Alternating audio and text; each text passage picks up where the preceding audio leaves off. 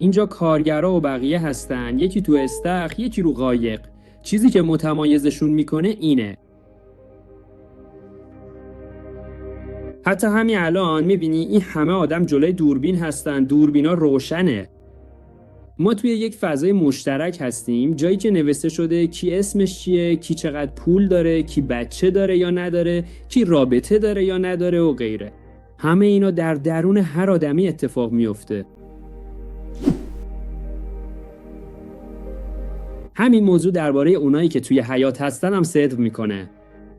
کارگر ساختمانی بیدار میشه، با خودش فکر میکنه امروز باید برم سر ساختمون. فکر میکنه باید به بچه‌ها کمک کنه اینور اونور. و این دنیای اونه. یه نفر دیگه دنیای دیگه‌ای داره و این خیلی ساده است. و تنها چیزی که فرق داره آگاهی از خودشه. تنها تفاوت بین همه این آدما همینه.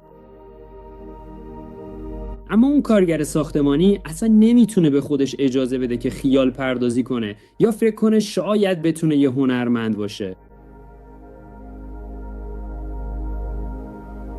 یا خیال کنه یا فکر کنه که میتونه همینطور کنار استخر آفتاب بگیره یا شنا کنه. برای همین حتی سعی هم نمیکنه توی این مسیرها فکر کنه.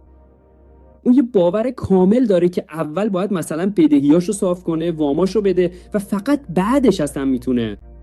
اصلا چطور میتونه به همچین چیزی فکر کنه؟ من چطور میتونم به همچین چیزی فکر کنم؟ وقتی که این یه مثال خیلی ساده است. آدما توی زندگی دقیقاً همینو میگن. میگه خب من که اصلا اینو ندم. پس چطور باید بهش فکر کنم؟ چطور باید اینو بدونم؟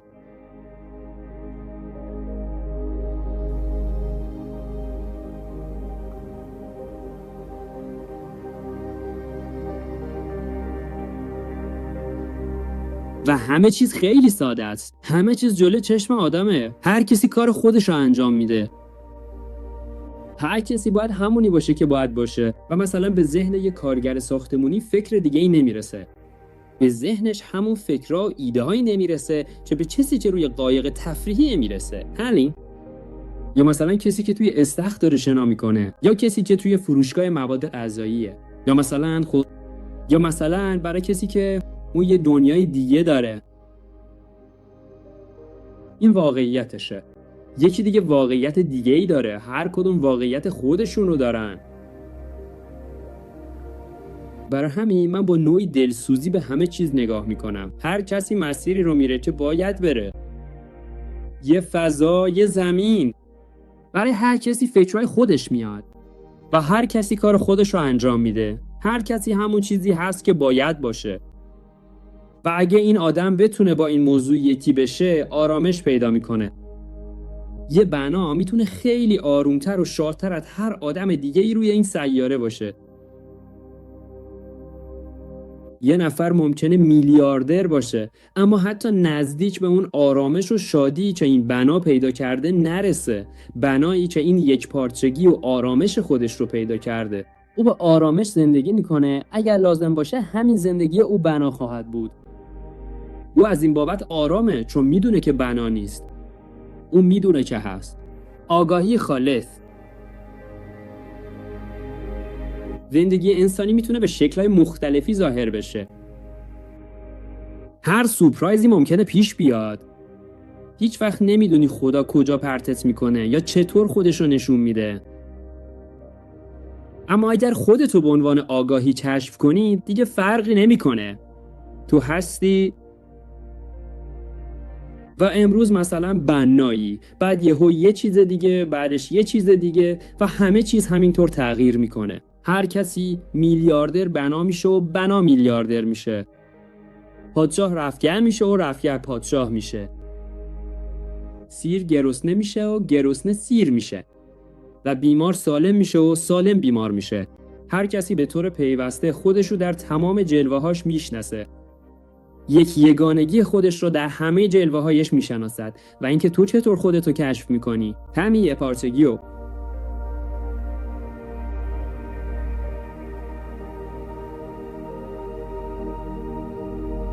تنها چیزی که بنا رو از یک زندگی دیگر جدا میکنه همینه که بهش نیاز داره. بسم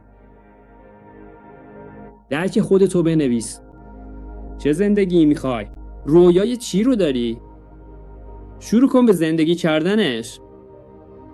اما اون نمیتونه این کارو بکنه، چون واقعیتش اینه که باید همون کاریو بکنه که داره انجام میده. خب اگه فکر میکنی که تصمیم میگیری، اگه فکر میکنی همه چیزو خودت تعیین میکنی، کنترل میکنی و از این حرفا، تنها کاری که باید بکنی اینه که بفهمی همین زندگی که الان داری، همین لحظه همون چیزیه که درباره خودت میدونی، همون افکاری که توی سرت داری. اگه فکرات درگیر بدهی‌ها، نگرانی‌ها، مشکلات، شکستاست، خب نمیدونم، این همون زندگی توه. یعنی تو به این فکرات توجه میکنی،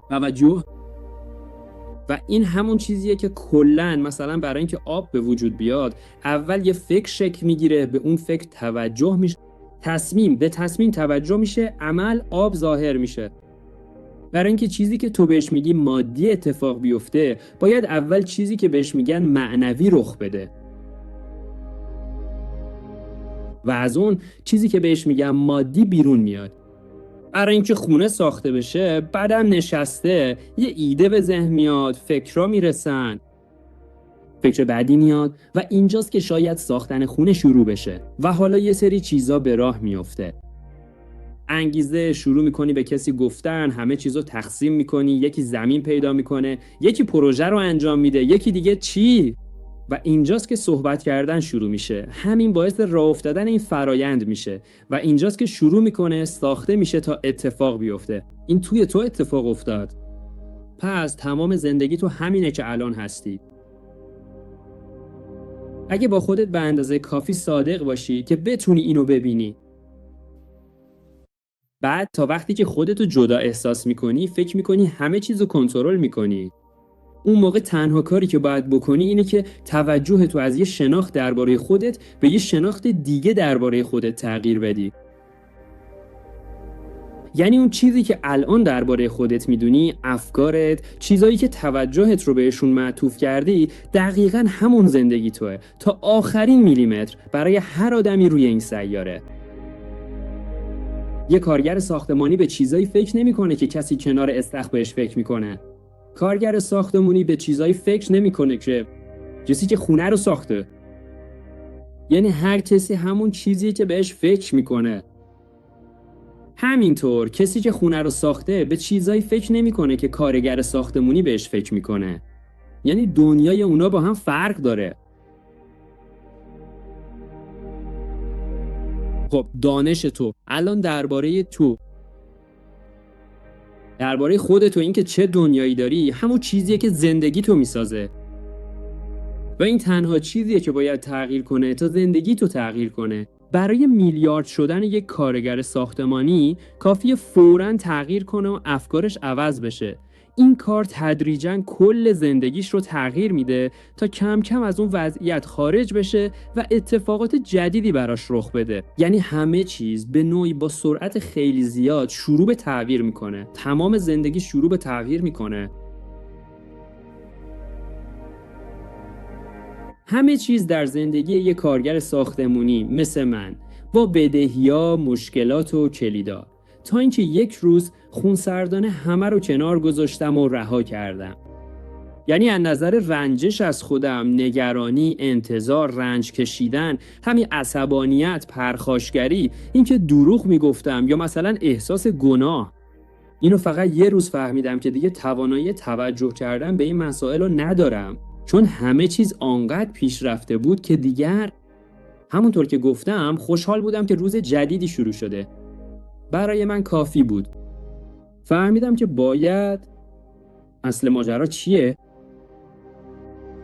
اینکه تو در چه وضعیتی هستی تعیین میکنه که همه چیز چطور پیش میره. وقتی شاد هستی، افکارت شاد هستن، ارتباطت با آدما شاد و مثبت میشه، غذایی که درست میکنی هم خوشمزه میشه، کاری که انجام میدی هم عالی پیش میره. اما وقتی عصبانی، پرخاشگر، نگران، افسرده یا ناامید باشی، همه چیز، افکار متناسب، تعامل متناسب با آدما، غذایی که درست میکنی هم به همان شکل و همه چیزهای دیگر هم همینطور. این کاملا واضحه. تو اینو میبینی، درسته؟ بالاخره چند سالی از عمرت گذشته، نه؟ تو هم شاد بودی، هم ناامید، هم این حالتو داشتی، هم اون حالتو. پس یادت بیار چه افکاری داری وقتی خوشحالی و چه افکاری داری وقتی عصبانی، کلافه یا دلخور هستی. میتونی به یاد بیاری و به خودت اعتراف کنی که واقعا وقتی خوشحال و قدردان هستم، افکار، تصمیمات و رفتارم هم متناسب با اون حالت هست و زندگیم به همون شکل پیش میره. اما وقتی عصبانی، کلافه یا دلخورم، افکار و تعاملاتم با آدمها یا هر چیزی هم متناسب با همون حالت میشه. خب حالت تو یک زنجیره وجودی رشد میکنه. من اینجا برات مثال زدم با حالتهای خیلی ساده، مثلا شادی و عصبانیت و دلخوری. اینا حالتهای خیلی ساده‌ای هستن، اما بی‌نهایت حالت وجود داره. وقتی میگی من چیزی رو میخوام، این هم یه حالته. این هم یه حالت خاص خودشو داره. و این به این شکل بروز پیدا میکنه که تو کسی هستی که میخواد. تو خودت رو به عنوان کسی که خواهان هست میشناسی. و این دانشیه که تو درباره خودت داری. الان تمام افکارت همون دانشی هست که درباره خودت داری. این هم یه حالت خاص خودشو داره که تو در اون قرار داری و تمام زنجیره رویدادها اطرافت هم مطابق با همون حالت هست. و تنها کاری که باید بکنی اینی که توجهت رو به طور فرضی به افکار دیگه، دانش دیگه‌ای درباره خودت و چیزای دیگه معطوف کنی. برای این کار به این نیاز داری. خیلی توصیه میکنم این کار رو انجام بدی. یه خودکار و یه برگه بردار و شروع کن به نوشتن این که در زمان حال خودت رو چطور درک میکنی، چه زندگی میخوای. اما وقتی میگم میخواهی، منظورم اینه که الان چه زندگی داری. دقیقاً بنویس که همین الان این زندگی رو داری. بنویسش، همه جا نصبش کن، بذار همیشه جلوی چشمت باشه. و باید شروع کنی بیشتر توجهت رو به این موضوع بدی. فقط با تمام توجه در این حالت بمون. به صورت بصری، از طریق تیک تاک، از طریق تصاویر، عکسایی که توی یوتیوب هست، جستجو کن، ویدیو پیدا کن و غیره. در همین حالت بمون. بعد سعی کن شروع کنی به توجه کردن. خیلی مهمه که با خودت بشینی. الان چطور داره اتفاق میفته؟ شروع به تغییر حالتون خواهد کرد. و این برای تو آغاز خواهد شد و این برنامه شخصی تو برای تغییر زندگیت است. چون تو داری سعی میکنی یکی رو متقاعد کنی که بهت بگه آره یه نقشه‌ای هست. در یکشا برنامه ریزی کنی. نکته این است که شما هر چیزی رو که میخواید بنویسید و آن باید برای شما اتفاق بیفته. فقط این نیست که من آن رو میخواهم، تو آن رو داری. ببین، زوم درباره درک خودت رو نگاه کن. و تو باید این رو بنویسی و به این ترتیب توجهت رو از یک سری افکار به افکار دیگه منتقل کنی. الان من این رو گفتم، اینجا نمیدونم حدود 500 نفر نشستن. الان تو این لحظه همه فکر میکنن جالبه. ولی فقط چند نفر این کار رو انجام میدن. فقط چند نفر توانایی انجام این کارا رو خواهم داشت. و اونها این کار رو انجام میدن، مینویسن و همه چیز براشون درست پیش میره. این فقط واقعیت زندگیشونه. بقیه توجهشون به چیز دیگه ای جلب میشه. و انگار اصلا این اتفاق نیفتاده. همین. و اونا نمیتونن، یعنی باید همون زندگی رو داشته باشن که الان دارن. پس واقعیت خودتو همونطور که هست بپذیر. اگر نگاه کنی، هر چیزی که در زندگی دیگه میخوای، هر چیزی که درباره زندگی دیگه بهت پاسخ میده، همون دانشی هست که درباره خودت داری. خیلی راحت میتونی دانش خودت رو تغییر بدی. بنویس و فقط با توجه در دانش جدید درباره خودت بمون. این همون درک تو از خودته. این زومه، نگاه کن، اینجاست. و همین، این تمام چیزیه که برای یه زندگی دیگه لازمه. افکار دیگه، به افکار دیگه توجه میکنی، حالتت عوض میشه، تصمیم، عمل و زندگیت هم متفاوت میشه. اما آیا میتونی این کار انجام بدی؟ تو همونی هستی که کنترل میکنی. آیا میتونی همه اینا رو کنترل کنی و انجام بدی؟ یه جایی متوجه میشی که انگار نه. و اینجاست که باید با این یکی بشی. اصل ماجرا همینه. اگه تو کسی هستی که کنترل میکنی، پس هر چی لازمه رو کنترل کن. همه این کارا رو انجام بده و هر جور زندگی که میخوای رو داشته باش. اگه بتونی افکاراتو کنترل کنی، واقعا میتونی هر جور زندگی رو تجربه کنی. اگه بتونی بذاری این اتفاق توی وجودت بیفته، همونطور که گفتم میتونی هر جور زندگی رو داشته باشی، واقعا هر جور. اما اگه نتونی اینو کنترل کنی، اگه برات اینطور پیش نره، اگه این شرایط رو نداشته باشی و شرایط دیگه‌ای برات پیش بیاد، احساس گناه، رنجش یا ناامیدی میکنی که چرا اینطور نشد. اما همون لحظه خودت رو آزاد کن و اصل ماجرا رو ببین که همه چیز همینطور پیش میره. تو باید همون جایی باشی که الان هستی و این مجازات نیست، بلکه این چیزیه که تو رو آزاد میکنه. تو باید الان از این مرحله عبور کنی و روز دیگه‌ای هم خواهد اومد و اون روز شکل متفاوتی خواهد داشت و همه چیز به موقع اتفاق میفته. اما الان همین چیزی رو که داری بپذیر، همینطور که الان هست همون رو قبول کن و آزادی تو همین حالا، توی همین پذیرشه. لازم نیست منتظر یه روز خاص باشی که یه اتفاقی بیفته و خوشحال بشی. شادی تو همین جا و همین لحظه است. فقط شادی تو از هر قید و شرطی آزاد کن. فقط یه شادی باقی میمونه، همون شادی که خودت هستی. و برای همین اون موقع، یعنی همون موقع این رو ببین. زوم بودن بی تلاش و همین تو با آرامش وجود داری. همین حالا فقط توجه تو بیرون ببر. ببین من تمرکزم رو پخش کردم. چشمام رو میبینین؟ من درگیر هیچ چیزی نیستم. تمرکزم رو پخش میکنم. هرچه رو درومه حضور داره و با آرامش ازش آگاهم. تمام این فضا و حتی پشت سرم رو به یک اندازه و آگاهانه درک میکنم. یعنی فقط هر چیزی که هست و هر چیزی که نیست. من به طور فرضی مرکزیت دارم، مثل یه نقطه خیالیه، اما در واقع کاملا باز هستم. در واقع من نه مرکز دارم و نه مرز، فقط کاملا باز هستم، فقط هستم. و همه چیز، تمام این دنیا خودش در من اتفاق میفته. هیچ چیزی رو کنترل نمی کنم، فقط هستم. خود بودن، همین آگاهی ناب.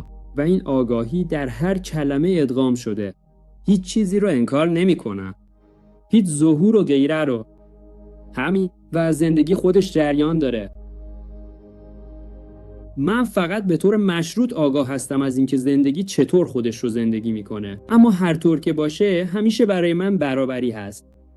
همیشه آرامم و کامل و شادم. هر اتفاقی که بیفته من پیوسته در این حالت هستم. اتفاقات مختلفی میفته. بدن میتونه سالم یا بیمار باشه.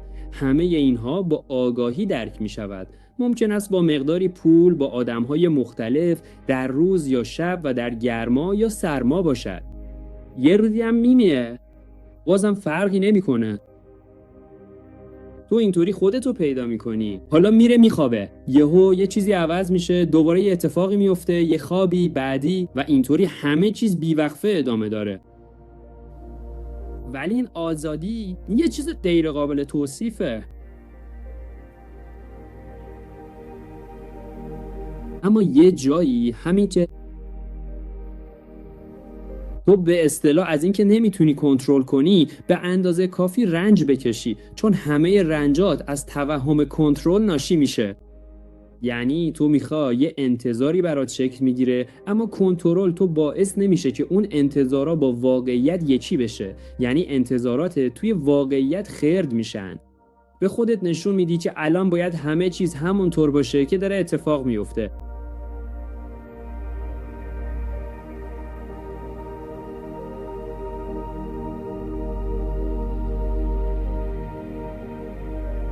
فقط یکی شدن با اون چیزی که داره میفته، یعنی آگاهی از چگونگی رخ دادنش.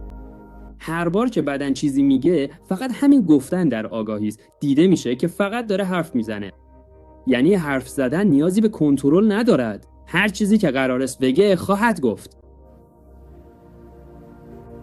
هر چیزی که میبینی نیازی به کنترل ندارد. تو اینو میبینی و نمیتونی چیز دیگری ببینی. تو باید همان چیزی رو ببینی که در هر لحظه میبینی. تو اصلا هیچ انتخابی نداری که چیزی غیر از آنچه همین حالا در هر لحظه میبینی رو ببینی. تو الان همینو میبینی. همینه، حق انتخابی نداشتی و چیز دیگه ای نمیدیدی. فقط الان هست. تو در توهم اینی که بر آینده میتونی انتخاب کنی، اما این حقیقت نداره. در هر لحظه از اکنون تو نمیتونستی. ببین همین الان این دیده میشه، همین، و هیچ چیز دیگری جز آنچه دیده میشه وجود نداره. تو نمیتونستی هیچ چیز دیگری بشنوی جز آنچه همین حالا شنیدی.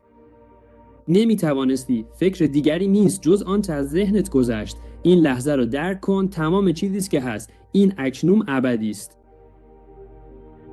اما اگر تو الان در توهم این زندگی میکنی که اونجا فکر میکنی بعداً چیزی رو حل میکنی و تأثیر میذاری، اما ببین همه چیز همین الان تموم شد. تو دیگر نتونستی چیزی غیر از آنچه دیدی ببینی. تو دیگر نتونستی چیزی غیر از آنچه شنیدی بشنوی. تو فقط میتونی بگویی که من میتونستم کاری انجام دهم. نه، تو همون کاریو کردی که کردی. آنچه باید اتفاق میافتاد افتاد. شنیدی؟